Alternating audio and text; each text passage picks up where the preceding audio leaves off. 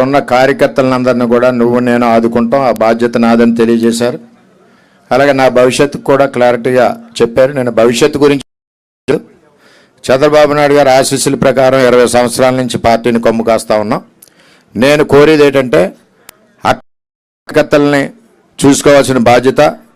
రెండవది, మా నియోజకవర్గానికి సంబంధించి పురుషోత్తపట్నాన్ని తిరిగి ప్రారంభించడం, అలాగే ఏలేరు ఫేజ్ 2 శంకుస్థాపన చేసి చంద్రబాబు నాయుడు గారు చేసింది ఆగిపోవడం వల్ల రైతులు 2 పంటలు పండట్లేదు. వాటి సార్ని అడిగాను, సార్ కూడా చెప్తారని తెలియజేస్తూ, సార్ ఆదేశాల మేరకు పనిచేస్తా. నేను చంద్రబాబు నాయుడు గారికి తాలిబాన్ లాంటి శిష్యుడు. నేను ఎప్పుడు కూడా పరిగెట్టిస్తాం. అక్కడ మన పవన్ కళ్యాణ్ తెలుగుదేశం పార్టీ పునాదులతో బలీయంగా పిఠాపురంలో ఉంది.